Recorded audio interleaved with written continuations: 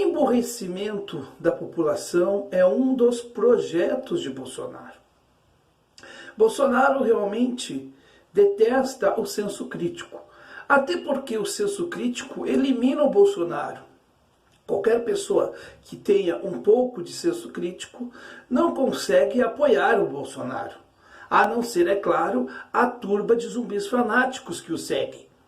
Mas é isso, né? Ele não tem, né? Como é que ele vai querer criar massa crítica se ele é uma pessoa né, um político que se alimenta da ignorância, da mentira, que ficou 30 anos como parlamentar e praticamente nada fez, né? Enquanto político, não teve um projeto, algo que realmente de relevância, sempre foi um político que ninguém deu crédito ao que ele falava, né? Sempre ridicularizado. Né? Então é óbvio que o Bolsonaro não quer pessoas críticas, pessoas com senso, né, de raciocínio. E, né, agora ele veio com essa de diminuir os textos dos livros didáticos, porque afinal de contas, né, as pessoas precisam ler menos, né, elas têm que ser mais rápidas. Né? Ele acha que aprendizado é que nem tweet. Tem que ter 150 caracteres, sei lá, não sei quantos caracteres tem no Twitter, mas enfim, ali aquela coisa limitada e acabou. Efetivamente, né, o que a gente percebe nessa coisa do Bolsonaro, né, nesse emburrecimento coletivo que nós estamos vendo, é duas coisas que talvez a gente precisa realmente parar e debater.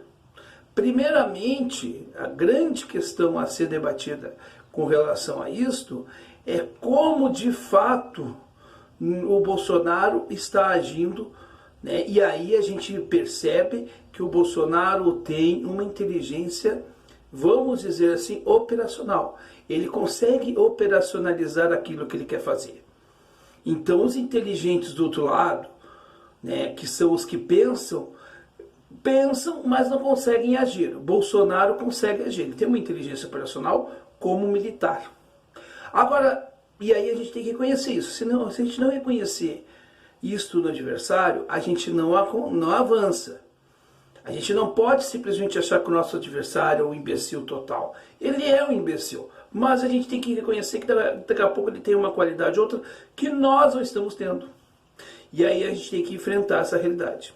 Um outro processo, né, que é outra questão importante, é que nós estamos tendo, de fato, uma mentalidade contra o conhecimento por conta exatamente de uma religiosidade que a população está tendo, né, a questão das igrejas evangélicas, que estão fazendo o processo ao contrário do que aconteceu lá atrás, no século XV, com a Reforma Protestante. Ou seja, se a Reforma Protestante ela não é uma ruptura da igreja, mas sim uma reforma da igreja, né, e uma mudança de conceitos para dentro da igreja, o movimento neopentecostal, né, o movimento evangélico no Brasil, ele é um movimento da contra-reforma da igreja. Por quê? Porque ele quer voltar a ter algumas coisas que tinha lá atrás, que é a questão mesmo da própria ignorância, né? Que é a questão do líder religioso ter um domínio sobre a massa que é inculta. E isto é algo que está presente no governo Bolsonaro. E a gente deve fazer um fórum de discussão sobre isto. Porque não adianta só apontar, né? Mas também é preciso identificar que táticas nós podemos adotar para combater isto. Porque a gente já sabe as causas, tá? Ok. Mas como a gente pode combater isso? Esta é uma pergunta que eu faço, que eu não tenho a resposta e que gostaria de compartilhar com os amigos aqui do canal e que a gente possa, né, de repente nos comentários, nos grupos de WhatsApp, com os amigos conversar e dialogar. Qual o caminho que a gente pode de fato usar e seja eficiente contra esse processo de emburrecimento que o Bolsonaro está trazendo para o Brasil? É isto.